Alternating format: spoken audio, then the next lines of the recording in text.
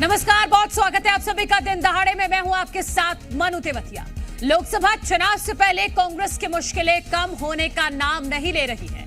किसी न किसी बहाने पार्टी की गुटबाजी सामने आ रही है।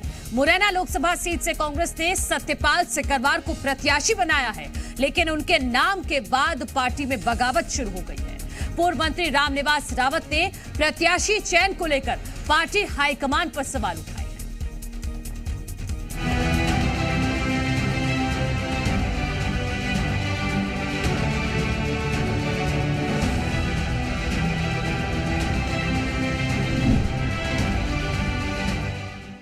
मुरैना से सत्यपाल सिंह सिकरवार के नाम की घोषणा के बाद कांग्रेस में बगावती सुर तेज हो गए हैं। पूर्व मंत्री रामनिवास रावत ने टिकट वितरण को लेकर तंज कसते हुए कहा कि पार्टी ने बड़ी मेहनत की है और माइक्रो परीक्षण के बाद ऐसे प्रत्याशी ढूंढे हैं जो न केवल खुद जीतेंगे बल्कि 2-4 सीट और भी जितवाएंगे।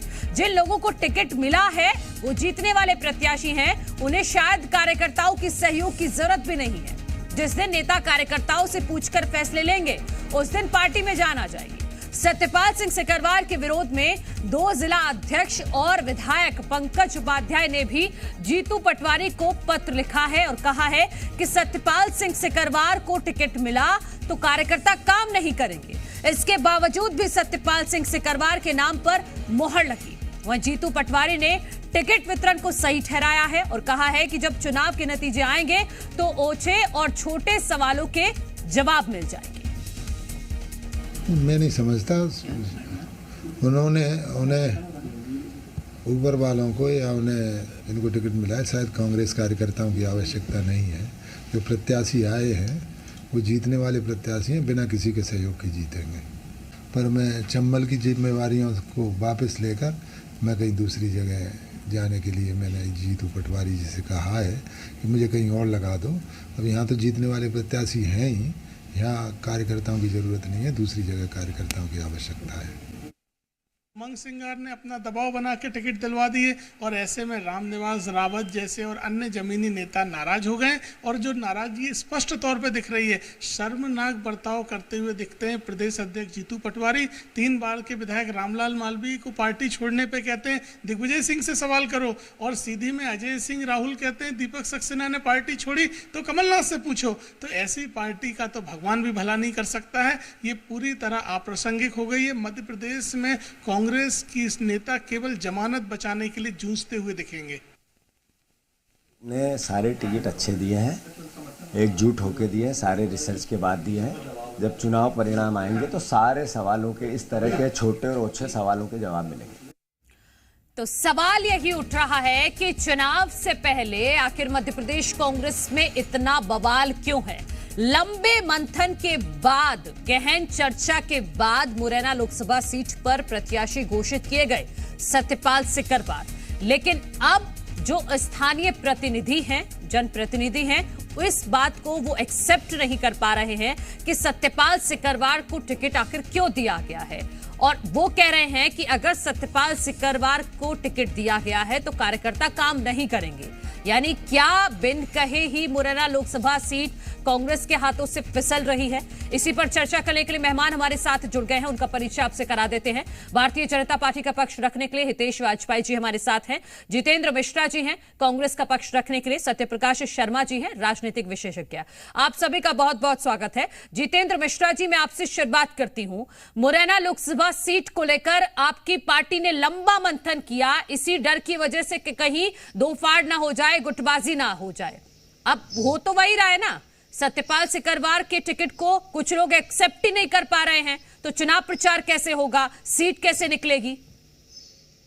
नहीं, देखिए, सारी चीजें सोचने समझने के बाद, कार्यकर्ताओं से विचार करने के बाद मुरैना का टिकट फाइनल। इस तरह की चीजें जब टिकट फाइनल होता है तो थोड़ी बहुत नाराजगी आ जाती है, लेकिन समय के साथ वो भी दूर होगी और मुरैना में एक मजबूत उम्मीदवार कांग्रेस ने दिया है। आप देखेंगे आने वाले समय में कांग्रेस मजबूती के साथ मुरैना लड़ेगी। रहा सवाल भारतीय जनता पार्टी का सवाल उठाने का, भारतीय जनता पार्टी में भी टिकट वितरण के समय हमने नाराजगी देखी और सभी राजनीतिक दलों में नाराजगी हो जाती, लेकिन ये नाराजगी परमानेंट नाराजगी नहीं होती। सारे कार्यकर्ताओं को मना लिया जाएगा और एकजुटता के साथ मुरैना सीट लड़ेंगे। भारतीय जनता पार्टी में आपने देखा था किस तरीके से भूपेंद्र यादव के कपड़े फाड़े गए थे, किस तरीके से उनको गनमैन को गोली चलाना पड़ी थी। निश्चित तौर पर टिकट वितरण के समय कुछ चीजें पंकज आती हैं। उपाध्याय तो लेटर में लिखकर ये कह रहे हैं कि अगर सत्यपाल सिकरवार को टिकट दिया है तो कोई भी कार्यकर्ता काम नहीं करेगा। नहीं, देखिए सारे कार्यकर्ता काम करेंगे। पंकज उपाध्याय जी की भी नाराजगी दूर हो जाएगी, उनसे भी बात चल रही है। मुझे लगता है चुनाव में कहीं कोई अड़चन आने वाली नहीं। हितेश वाजपेयी जी, आप जबरन इसको मुद्दा बना रहे हैं, इस तरह की बातें तो भारतीय जनता पार्टी में भी होती हैं और जो नाराज हैं उनको मना लिया जाएगा, कहीं कोई दिक्कत नहीं होगी, कांग्रेस पार्टी कह रही है। देखिए, 2-3 बातें बहुत स्पष्ट है। मैं इन तीनों सीटों को हम बहुत पहले से फॉलो कर रहे हैं। हाँ। और मुरैना की सीट जैसी कुछ सीटें और हैं, क्योंकि हम जानते हैं कांग्रेस एक बहुत खराब दौर से गुजर रही है। सत्यप्रकाश जी भी इस बात को बहुत अच्छे से जानते हैं। तो ऐसे दौर में जब कमलनाथ जी ने अपने आप को अलग कर लिया है, दिग्विजय सिंह ने अपने आप को अलग कर लिया है, तो 2 लोग बचे हैं, जीतू पटवारी और उमंग सिंगार। तो इन लोगों ने आपदा में अवसर को तलाश किया है। तो दोनों अपनी सेटिंग से अपने लोगों को टिकट दिलाने में अपने अपने कारणों की वजह से, जिसमें बहुत बड़ी राशि भी इन्वॉल्व है, टिकट डिस्ट्रीब्यूशन को इन्होंने अवसर बनाया है। और उसी का जीता जागता उदाहरण एक मुरैना है जो सामने आया। और भी सीटें हैं, मैं उस पर अभी नहीं जाना चाहता क्योंकि आपकी चर्चा वहीं तक सीमित है। तो रामनिवास रावत जी ने बिल्कुल ठीक कहा है, वो बहुत पुराने चंबल के लोग हैं। भाई जीतू भाई मालवा के नेता, कभी उन्होंने प्रदेश का नेतृत्व तो किया नहीं है। फिर उसके बाद उमंग सिंगार को ले तो वो तो दिग्विजय सिंह के एंटी ग्रुप के हैं ही। तो रामनिवास रावत जी ने बहुत एक लाइन में व्याख्या करी है और उन्होंने स्पष्ट कर दिया है कि भाई ये सब पूरे ऊपर से आए टिकट है और ये टिकट देकर लिए गए टिकट है। तो स्वाभाविक है कि आपने देखा हुआ टिकट खरीदे कैसे जाते हैं, ऐसी भी बहुत सारी व्यवस्थाएं होती हैं। तो इसमें कार्यकर्ता भी दूर है कांग्रेस का। और रामनिवास रावत जैसे नेता यदि स्क्रीन पर बोल रहे हैं कि मैं अब चंबल से दूर रहूंगा, तो आप समझ सकती हैं। तो हारने के बाद भी कांग्रेस के नेता, खास तौर से जीतू पटवारी, उमंग जी, ये लोग अभी भी मतलब बहुत सीरियस नहीं है कांग्रेस को लेकर। हमारे लिए तो अच्छी बात है, will have a cake walk kind of thing in Morena. लेकिन कांग्रेस के लिए हम देख रहे हैं कि बहुत बुरी स्थिति है, कार्यकर्ता का मन टूटा हुआ है और बड़ी संख्या में। इसीलिए आप देख रही हैं कल हमारा जो स्थापना दिवस का भी कार्यक्रम था, उसमें लाखों लोगों ने बूथ स्तर पर भी कांग्रेस से हमारे यहाँ पर ज्वाइनिंग दी है। और मतलब मुझे नहीं लगता आजादी के बाद इतना बड़ा पलायन कांग्रेस से कभी हुआ। ठीक है सत्यप्रकाश शर्मा जी, आप अच्छे से विश्लेषण कर पाएंगे इस स्थिति का जो मुरैना लोकसभा सीट पर इस वक्त तो हो रहा है कांग्रेस की तरफ से कि सत्यपाल सिकरवार को उतारा जा रहा है, लेकिन कुछ लोगों को यह बात हजम नहीं हो रही है। तो पार्टी की एकजुटता दिख ही नहीं रही है, ना सिर्फ मुरैना में बल्कि पूरे मध्य प्रदेश में। देखिए मनु जी, कोई भी राजनीतिक दल है, चुनाव में अपने कैंडिडेट उतारने में उसका सबसे पहला सोच ये होता है कि किसी भी कीमत पर वो सीट निकाली जाए। बिल्कुल। हालांकि एक समय था जब मध्य प्रदेश के दोनों मुख्य राजनीतिक दल बीजेपी या कांग्रेस इस चीज पर फोकस करते थे कि अगर भले ही ये सीट निकले या ना निकले, लेकिन हमारे जो पुराने कार्यकर्ता है उसको महत्व मिले। बिल्कुल। रामनिवास रावत भारतीय कांग्रेस पार्टी के सीनियर लीडर हैं और चंबल के, क्या ग्वालियर चंबल रीजन या मध्य प्रदेश के बड़े नेता माने जाते हैं। लेकिन एक चीज तय है कि पार्टी का सोच जो होता है उसके तहत नीतू सिकरवार को जो वहां टिकट दी है पार्टी ने, वो कहीं ना कहीं कास्ट बैलेंस करने के लिए, या यूं कहें कि कास्ट को कास्ट से बढ़ाने के लिए वहां क्षत्रिय वोट। देखिए नरेंद्र सिंह तोमर पिछली बार वहां से एमपी थे, इसके पिछले बार भी वो वहां से एमपी थे। माना यह जाता है कि क्षत्रिय वोट वहां इन्फ्लुएंशियल पोजीशन में है लोकसभा के इलेक्शन में पर्टिकुलरली। अगर शिवमंगल सिंह तोमर भाजपा कैंडिडेट छत्री अगर उसके सामने नहीं होता तो हो सकता था कि उनको सीट जीतना बहुत आसान हो जाता। लेकिन छत्री वोट काटने के लिए स्ट्रैटेजी कांग्रेस ने शायद अपनाई हो। लेकिन एक चीज तय है कि देखिए नई लीडरशिप जब आती है, जैसे कि आज डॉक्टर मोहन यादव को देखें, 2 साल पहले कोई ये सोच सकता था क्या वो मध्य प्रदेश के मुख्यमंत्री होंगे? वी.डी. शर्मा आज इतने पावरफुल हैं, जब तक केंद्रीय नेतृत्व अपने लीडर्स को ताकत नहीं देता तब तक नई लीडरशिप नहीं उभरती है, वरना ये शिवराज सिंह का ही एरा माना जाता, या कई बीजेपी के प्रेसिडेंट स्टेट के रहे उनका ही एरा माना जाता। नई लीडरशिप जन्म देने के लिए कहीं ना कहीं नए लोगों को लाना पड़ता है, चाहे जीतू पटवारी आए हों कांग्रेस के या उमंग सिंघार आए हों। लेकिन ये तय है कि जो अंतर कला है अपने सीनियर लीडर्स का, वो भारतीय जनता पार्टी में ऑन स्क्रीन या मीडिया में नहीं दिखता है। बिल्कुल, मध्य प्रदेश में तो खासकर नहीं दिखता है। हाँ। ये कांग्रेस में क्यों दिख रहा है? जब हम इलेक्शन के मुहाने पर खड़े हों और हमारी जब टक्कर ऐसे राजनीतिक दल से हो जिसकी प्रदेश में आंधी चल रही हो, ऐसे में कम से कम सीनियर लीडर्स को तो या तो आप पार्टी क्विट करें या फिर पार्टी के डेकोरम को मेंटेन करें। तो ये मैं मान के चलता हूं कि ऐसे में कांग्रेस के कोई भी लीडर हो, अपनी नाराजगी विद इन द पार्टी या पार्टी प्लेटफॉर्म पर रखी जा सकती है। अगर पार्टी के बाहर जाएगी तो उससे नुकसान पार्टी का ही होगा, और अगर ऐसी स्थितियां निर्मित होती हैं तो निश्चित रूप से कांग्रेस का, चाहे ग्वालियर हो या मुरैना हो, जहां जहां भी विरोध हो रहा हो, वहां उसको नुकसान या खामियाजा भुगतना पड़ेगा। क्योंकि जो ताकत होती है किसी भी पॉलिटिकल आउटफिट की इलेक्शन बैटल में, वो कार्यकर्ता ही होते हैं, उसकी फौज होती है। जी बिल्कुल, कार्यकर्ता होते हैं। और जीतू पटवारी और उमंग सिंघार के बीच भी तो कहीं ना कहीं रस्साकसी देखी जा रही है कि एक गुट के उम्मीदवार, उसको जो उम्मीदवार को मिल गया टिकट, लेकिन एक गुट अभी भी ऐसी नाराजगी दिख रही है उसमें। तो ये दो फाड़ चुनाव से पहले, वोटिंग से पहले, क्या पूरे मध्य प्रदेश की राजनीति पर असर नहीं डालेगी कांग्रेस की? देखिए मनु जी, ये भी आपका बहुत अच्छा सवाल है। मैंने इस पे पिछले टर्न पर भी यही डिस्कस किया था कि जब पार्टी में डिससैटिस्फैक्शन हो या फैक्शनिज्म सामने पब्लिक के सामने जा रहा हो, उसका नुकसान हमेशा पार्टी को होता रहा है। कांग्रेस एक जमाने में बड़ा पॉलिटिकल आउटफिट था और ये माना जाता रहा है कि कांग्रेस की हार के पीछे कहीं ना कहीं उसके लीडर और उसके वर्कर ही रहे हैं। लेकिन आज तो भारतीय जनता पार्टी के सामने वो उतना मजबूत दल नहीं बचा। देखिए, मैं एक चीज जरूर कहना चाहूंगा, जो नीतू शेखरबार हैं, इनका जो फैमिली बैकग्राउंड है वो प्योर पॉलिटिकल है। हाँ। और वो व्यक्तिगत रूप से या उनके परिवार की पृष्ठभूमि बड़ी जबरदस्त ग्वालियर चंबल संभाग की राजनीति पर रही है। हाँ। उन्होंने दल को कभी महत्व नहीं दिया। कभी इनके पिताजी गजराज सिंह शेखरबार जी जनता दल से विधायक रहे हैं, फिर भारतीय जनता पार्टी से विधायक रहे हैं, भारतीय जनता पार्टी से टिकट पर हारे हैं। उनके भाई कभी भारतीय जनता पार्टी से चुनाव लड़े, 2 बार उनके भाई कांग्रेस के टिकट पर हैं। उनकी भाभी महापौर कांग्रेस से है, पहले 3 बार या 4 बार पार्षद वहां भारतीय जनता पार्टी के टिकट पर रही। तो ये कांग्रेस का जो डिसीजन दिखता है, यहाँ कहीं ना कहीं विनेबिलिटी एक बड़ा फैक्टर उनको शायद नजर आया हो। नहीं, आप ठीक है, आपने कास्ट के आधार पर टिकट दिया है, आपने ये जिक्र किया, लेकिन ओबीसी मुद्दा जिस पर बात करती है कांग्रेस, सिर्फ 5 लोगों को ओबीसी कैंडिडेट उतारे, सिर्फ 5। भारतीय जनता पार्टी ने 10 उतारे हैं। अगर कास्ट बैलेंस ही तो था तो सारे टिकटों में दिखना चाहिए था। जितेंद्र मिश्रा जी, मैं आपके पास आना चाहूंगी। जो सत्यप्रकाश जी ने भी कहा कि आपकी गुटबाजी सरेआम सोशल मीडिया पर, मीडिया के सामने दिख जाती है, जिसका नुकसान आपकी पार्टी को हो रहा है और आगे भी होगा। तो आप क्यों नहीं ये साधने की कोशिश करते कि जो भी बात है वो अंदर खाने बंद कमरे में ही हो जाए, सामने ना जा पाए, उसका गलत मैसेज ना जाए?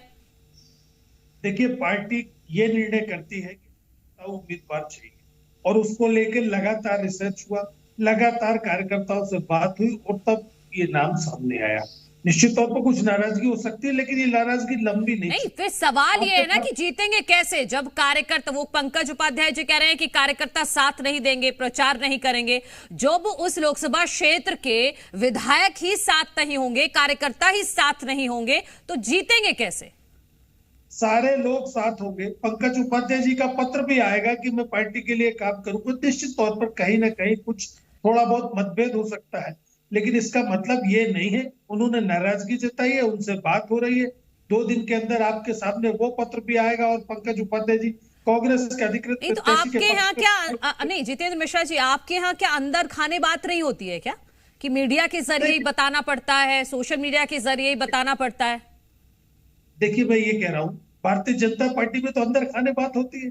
फिर उनके पर्यवेक्षक और उनके प्रभारी भूपेंद्र यादव के कुर्ते क्यों फटे, क्यों उनके गनमैन को गोली चलाना पड़ी? इस बात का जवाब तो हितेश जी दे देंगे, लेकिन मैं जो आपसे सवाल कर रही हूँ आप उसका जवाब दीजिए। इस बात का जवाब हितेश जी देंगे। मैं आपसे कह रहा हूँ कि कहीं ना कहीं नाराजगी होती है। इतना बड़ा चुनाव है, 230 प्रत्याशियों के चयन में कहीं कोई नाराजगी सामने आती है। मुझे लगता है सिर्फ मुरैना में नाराजगी सामने आई है और बहुत जल्द हमारी चर्चा हो रही है और पंकज उपाध्याय जी और रामनिवास रावत जी सारे कार्यकर्ता एकजुटता के साथ कांग्रेस को जिताने के लिए काम करेंगे, क्योंकि पार्टी जो निर्णय करती है वो किसी एक व्यक्ति के आधार पर, वो किसी एक गुट के आधार पर नहीं होता है, बल्कि इस समय हमें एक जिताऊ चेहरे की जरूरत होती है और हम उसी तरह का निर्णय लेते हैं। अच्छा, आप मुझे बता सकते हैं कि सत्यपाल जी को किस आधार पर बनाया गया है उम्मीदवार? जब जिला अध्यक्ष आपके राजी नहीं है, जब आपके विधायक राजी नहीं है, क्या आधार है, कैसे जीतेंगे? मेरा ये कहना है कि कार्यकर्ताओं की रायशुमारी होती है। विधायक जी की नाराजगी जायज है, लेकिन उनको मनाने का प्रयास भी तो होता है। कोई छोटा मोटा दल तो है नहीं, कांग्रेस बहुत बड़ा दल है, निश्चित तौर पर नाराजगी। नहीं, जीतू पटवारी जी ये कह रहे हैं कि हमने जिताऊ कैंडिडेट उतारा है, सारे सवालों के जवाब 4 जून को मिल जाएंगे। तो आप मुझे ये बता दीजिए ना कि किस आधार पर सत्यपाल जी को टिकट दिया गया है, क्योंकि आप कॉन्फिडेंट है वो जीत रहे हैं, लेकिन आधार तो होगा ना कोई।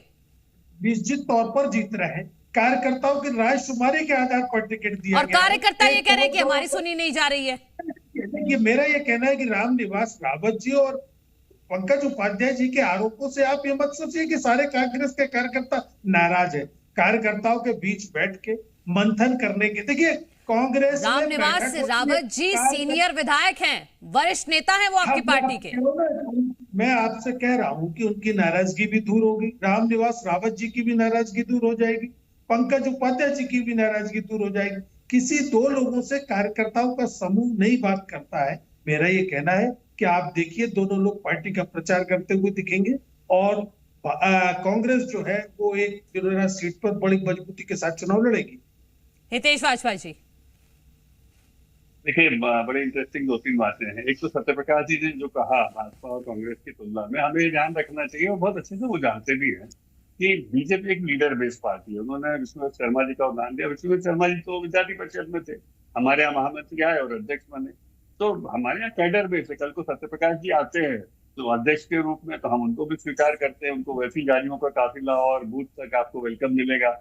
तो हमारे यहाँ का सिस्टम बहुत अलग है सत्यप्रकाश जी, और कांग्रेस पूरी लीडर बेस्ड चेन है बूथ तक।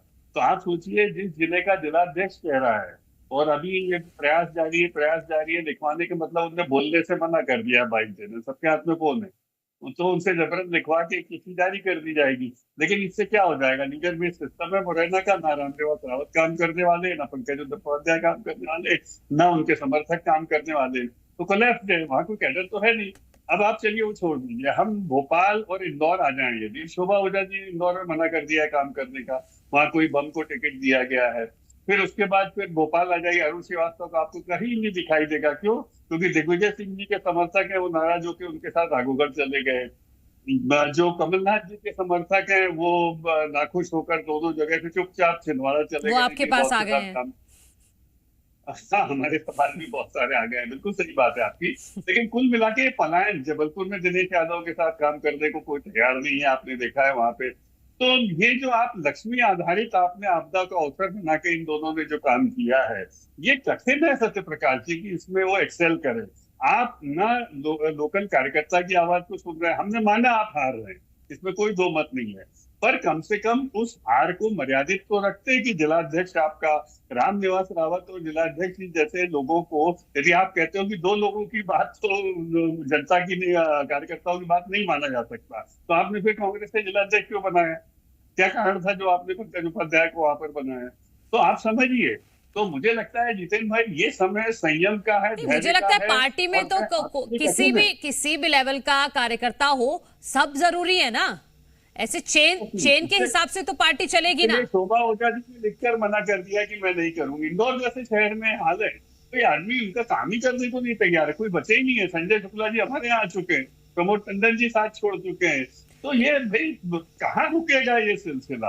और अंत में ये दोनों बचेंगे, जीतू भाई और उमंग जी, तो इनको तो छोटा सा जवाब जितेंद्र जी, फिर सत्यप्रकाश जी के पास जा रही हूँ, बाकी कमी है।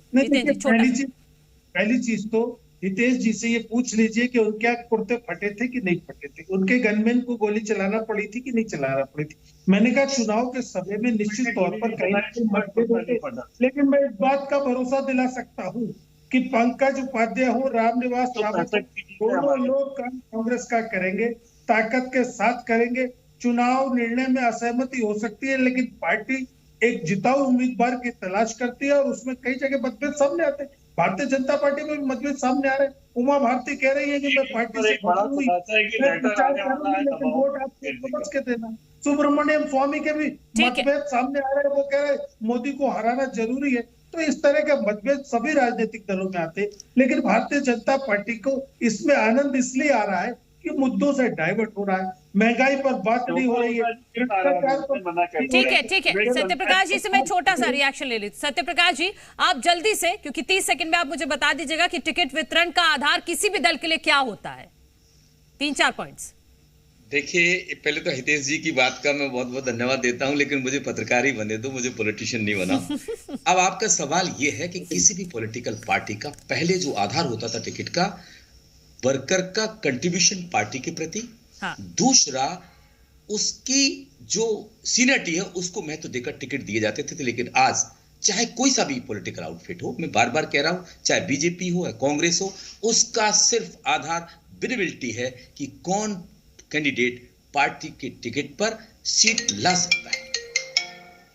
बहुत बहुत शुक्रिया आप सभी का चर्चा में शामिल होने के लिए। तो कांग्रेस ने मुरैना में लोकसभा सीट पर उम्मीदवार घोषित किया है, जिसके बाद यह घमासान देखने को मिल रहा है। हालांकि कांग्रेस प्रवक्ता जितेंद्र मिश्रा जी की तरफ से यह आश्वासन दिया जा रहा है कि सभी को मना लिया जाएगा और मुरैना के साथ साथ पूरे मध्य प्रदेश में सब कुछ ठीक हो जाएगा। लेकिन अभी तो मध्य प्रदेश कांग्रेस में कुछ भी ठीक नहीं दिखाई दे रहा है। तो लगातार हम अलग अलग मुद्दों पर करते रहेंगे चर्चा दिन दहाड़े में ठीक 12 बजे। आप बने रहिए हमारे साथ, देखते रहिए जी मध्य प्रदेश छत्तीसगढ़। एक छोटा सा ब्रेक ले रहे हैं।